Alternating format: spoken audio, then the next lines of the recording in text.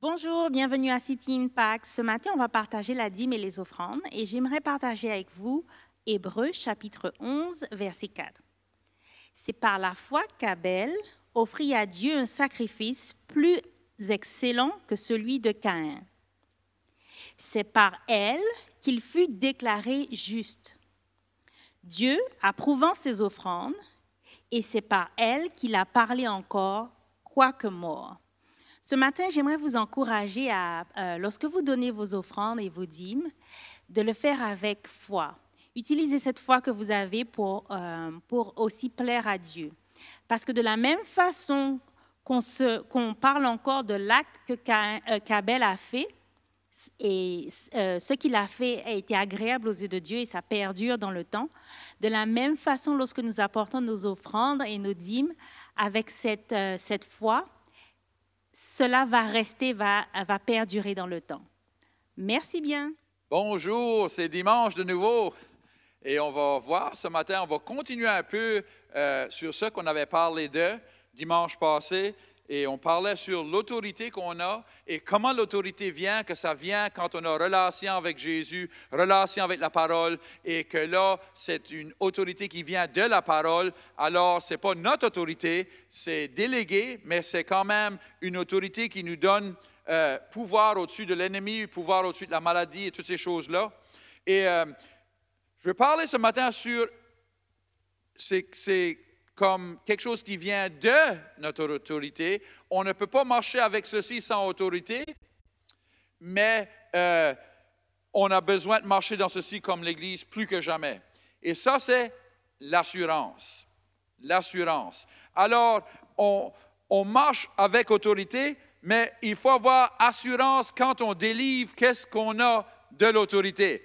Pour le peuple autour de nous, pour ceux qui sont autour de nous, et pour quand on est attaqué par différentes manières, comme on va voir ce matin, on peut être attaqué par les religieux, on peut être attaqué par ceux qui ne sont pas sauvés, ou même les autorités du pays où on est, et on n'est pas là encore, mais c'est sûr qu'il y a beaucoup de pays où ils ne peuvent pas déclarer Jésus publiquement sans prendre une chance d'être mis en prison ou attaqué. Alors, ce matin, on va parler de cette assurance. Actes, chapitre 4, verset 1, ça dit, « Tandis que Pierre et Jean parlaient au peuple, survinrent les sacrificateurs, les commandants du temple et les Sadducéens, mécontents de ce qu'ils s'enseignaient, le peuple, et annonçaient en la personne de Jésus la résurrection des morts. Ils les mirent les mains sur eux, et ils les jetèrent en prison jusqu'au lendemain, car c'était déjà le soir. Cependant, beaucoup de ceux qui avaient entendu la parole crurent, et le nombre d'eux s'éleva à environ 5000. 5000 personnes ont donné leur vie à Jésus. Et les religieux étaient enragés, parce que ça ne doit pas arriver au travers d'eux, ça arrive à travers les disciples. Et on voit ici, c'est les religieux qui sont enragés à cause que Jésus est proclamé. Je me rappelle, des années passées, Benny Hinn, c'était lui qui était le gros nom, puis les signes et des miracles, tout se produisait partout. Et on voyait du monde, les religieux, qui parlaient contre lui. « Ah, il souffle sur le monde, il fait ceci, il fait ça. » Moi, j'ai été à une de ces rencontres-là, j'ai vu les miracles de mes propres yeux. C'est sûr que peut-être il faisait des choses que c'était un peu étrange, mais à la fin de la journée, c'était Dieu qui avait un pouvoir qui touchait les malades et ça. Et ce n'est pas à nous à juger ça, ce n'est pas à l'Église à juger ça. Et il faut comprendre, on ne doit pas venir contre ce que Dieu fait. La preuve, c'est les personnes qui sont là que le miracle est arrivé. On va voir ça ce matin. Il avait preuve ici que Dieu avait agi à travers de ces hommes. Mais les religieux étaient quand même fâchés et voulaient arrêter ça. Excusez-moi. Alors, le lendemain, verset 5, les chefs du peuple, les anciens et les scribes s'assemblèrent à Jérusalem avec Anne, le souverain sacrificateur, Caïphe, Jean, Alexandre et tous ceux qui étaient de la race des principaux sacrificateurs. Ils firent placer au milieu d'eux Pierre et Jean et leur demandèrent, « Par quel pouvoir Ou au nom de qui avez-vous fait cela? Alors Pierre, rempli du Saint-Esprit, leur dit, chef du peuple et ancien d'Israël, puisque nous sommes interrogés aujourd'hui sur un bienfait accordé à un homme malade, afin que nous disions comment il a été guéri, sachez-le tout et que tout le peuple d'Israël le sache, que c'est par le nom de Jésus-Christ de Nazareth que vous avez crucifié et que Dieu a ressuscité des morts. C'est par lui que cet homme se présente en pleine santé devant vous. Ouf. Comprenez l'assurance. Pierre, juste, on recule un peu, a renié Jésus 3 fois. Ici, non, pas seulement il ne le renie pas, mais il a une assurance que c'est lui qui est le Christ, que c'est lui qui soulève les morts, c'est lui qui guérit les malades. Et il leur dit, c'est vous autres qui l'avez crucifié, vous avez crucifié le roi, vous avez crucifié le Christ. Oh! Il n'était pas populaire ce jour-là. Verset 11, Jésus est la pierre rejetée par vous qui bâtissez et qui est devenu le principal de l'angle. Il n'y a de salut en aucun autre, car il n'y a sous le ciel aucun autre nom qui a été donné parmi les hommes par lequel nous devions être sauvés. Lorsqu'ils virent l'assurance, soulignez ça, lorsqu'ils virent l'assurance de Pierre et de Jean, ils furent étonnés, sachant que c'étaient des hommes du peuple sans instruction, et ils le reconnurent pour avoir été avec Jésus. Wouh! Leur assurance, l'assurance qu'on a dans la parole de Dieu, dans Jésus, l'assurance démontrera au monde qu'on a été avec Jésus. Gloire à Dieu. Alors, il ne faut pas qu'on perde notre assurance, même quand on est persécuté, même quand quelqu'un vient contre nous autres, même quand on est dit de se fermer la bouche et d'arrêter de prêcher le nom de Jésus, on doit continuer à prêcher son nom et qu'il y a le salut en aucun autre nom. Gloire à Dieu. Mais comme ils voyaient là près d'eux l'homme qui avait été guéri, ils n'avaient rien à répliquer. Ils leur ordonnèrent de sortir du Sanhédrin et ils délibèrent entre eux, disant, qu'est-ce qu'on va faire avec eux? Qu'est-ce qu'on va faire de ces hommes? Car il est manifeste pour tous les habitants de Jérusalem qu'un miracle signalé a été accompli par eux et nous ne pouvons pas le nier. Alors, je veux que vous compreniez quelque chose. L'assurance et les miracles marchent main dans la main. Les miracles et l'assurance, ça marche main dans la main. Qu'on travaille des miracles pour lui nous donne l'assurance de proclamer Jésus comme Christ. Et il ne pouvait pas renier que c'était vrai à cause de quoi? De l'homme qui était là, le miracle. Alors le miracle parle pour lui-même. Alors, quand on marche dans les miracles, les signes et les prodiges et les miracles vont parler pour eux-mêmes. Ils ne vont pas pouvoir renier que Dieu est là et que Jésus est le Christ. Gloire à Dieu. Alors, on doit marcher dans les signes et les miracles. Verset 17, on dit, mais afin que la chose ne se répande pas davantage parmi le peuple, défendons-leur avec menace de parler désormais à ceux qui soient en le nom-là. Et les ayant appelés, ils leur défendirent absolument de parler et d'enseigner au nom de Jésus. Pierre et Jean leur répondirent, jugez s'il est juste devant Dieu de vous obéir plus qu'à Dieu. Car nous ne pouvons pas parler que ce que nous avons vu et entendu. Gloire à Dieu. Alors leur assurance était, on ne peut pas faire que qu'est-ce qu'on a vu et entendu. Gloire à Dieu. Alors, on doit marcher dans le pouvoir du Saint-Esprit pour marcher dans l'assurance. Et ceux qui ne marchent pas dans le pouvoir du Saint-Esprit vont juger ceux-là qui marchent dedans parce qu'ils ne marchent pas dans cela, alors ça ne peut pas être de Dieu parce que moi je viens de Dieu. Mais je veux que vous sachiez, le peuple de Dieu est supposé marcher dans le pouvoir du Saint-Esprit. L'Église, le monde qui est dans l'Église, le monde qui suit Jésus est supposé marcher dans le pouvoir du Saint-Esprit. Et ça vient quand on laisse le Saint-Esprit nous donner ce pouvoir. Alors, regardez ceci. Après tout ça, ils les ont envoyés Actes chapitre 4, verset 29. Et maintenant, ceci c'est les apôtres, les mêmes apôtres. Et maintenant, Seigneur, vois leurs menaces et donne à tes serviteurs d'annoncer ta parole avec une pleine assurance.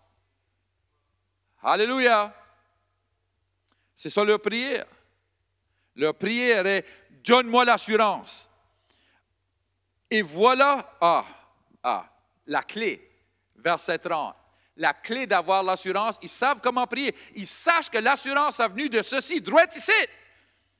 30. En étendant ta main pour qu'il se fasse des guérisons, des miracles et des prodiges par le nom de ton saint serviteur Jésus. Woo! Alors, qu'est-ce qu'ils disent? Impose tes mains sur les malades dans le nom de Jésus. Et les miracles et les signes puis les prodiges, ça va produire l'assurance. Alors, on doit prier, Seigneur, oins-moi du Saint-Esprit pour que des signes et des prodiges et les guérisons se produisent quand on déclare le nom de Jésus. Mais on doit déclarer le nom de Jésus, on doit le déclarer avec assurance. Et quand ils ont prié ces choses-là, écoutez-moi, quand ils ont prié ces choses-là, le prochain verset dit, quand ils leur eurent prié, le lieu où ils étaient assemblés trembla, ils furent tous remplis du Saint-Esprit et ils annonça la parole de Dieu avec, vous l'avez guessé, assurance.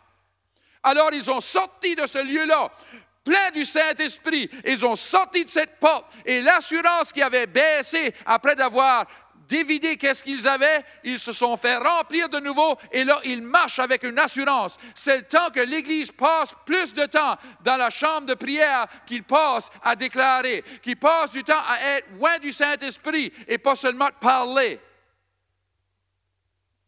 Voilà Dieu. Alors, Dieu nous dit qu'il y a une assurance qui vient du pouvoir. On va voir 2 Timothée 1 et 7. Je vais le lire et là je vais expliquer. Paul écrit à Timothée et il dit, « Car ce n'est pas un esprit de timidité que Dieu nous a donné, mais un esprit de force, d'amour et de sagesse. »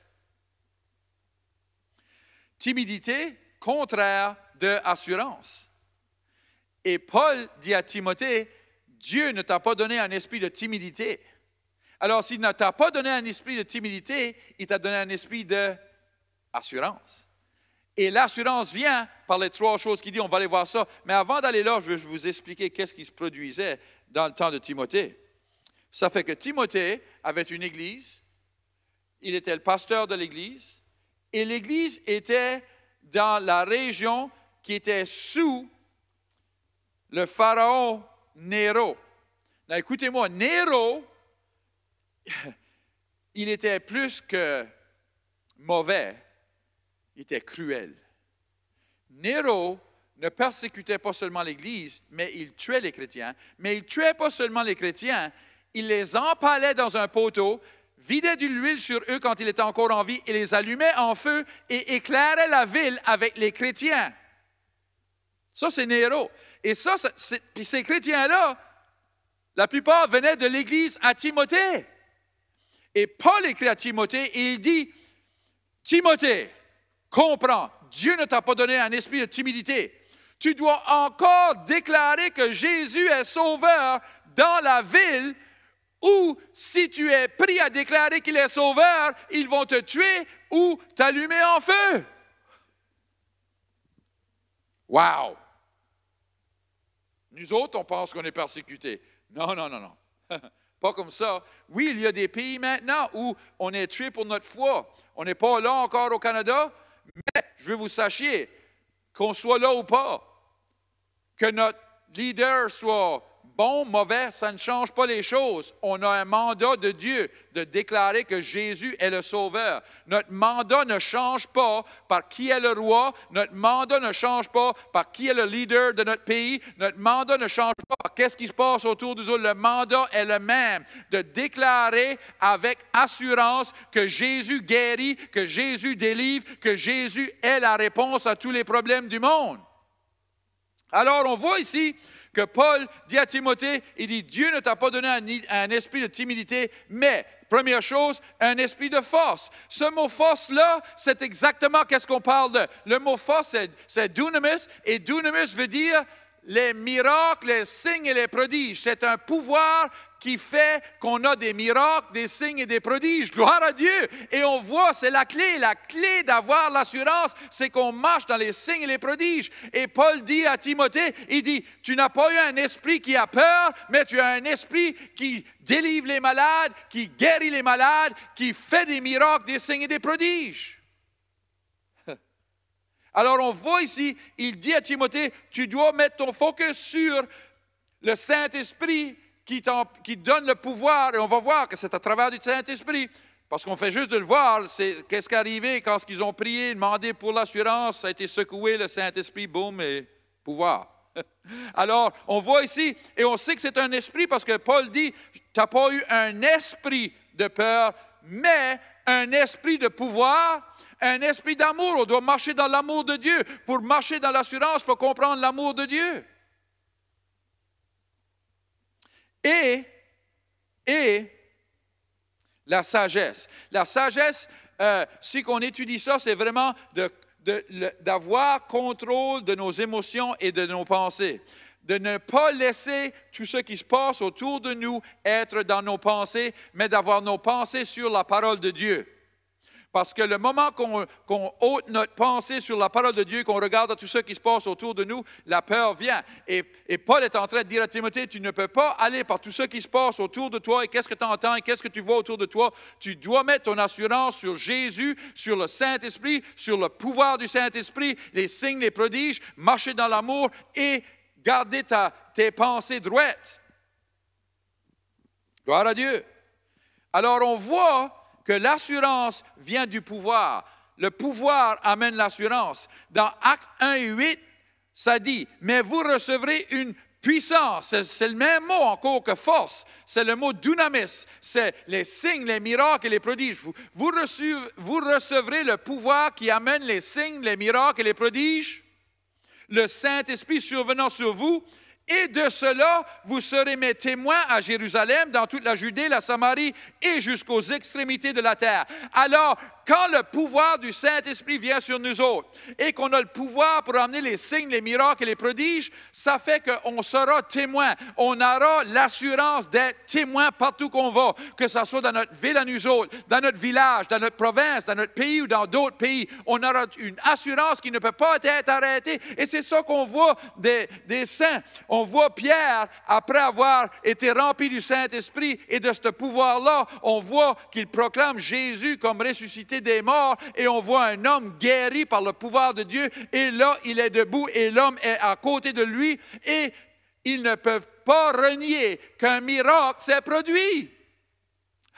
Et 5000 personnes se sont donné leur vie à Jésus avant qu'ils ont été persécutés et là, ils ont sorti de la chambre haute de nouveau avec l'assurance et ils proclamaient de nouveau Jésus. Je suis sûr que d'autres et d'autres et d'autres et d'autres et d'autres ont donné leur vie à Jésus. Alors, notre mandat, c'est d'amener l'évangile de Jésus-Christ au monde qui périsse en dehors des portes de l'Église.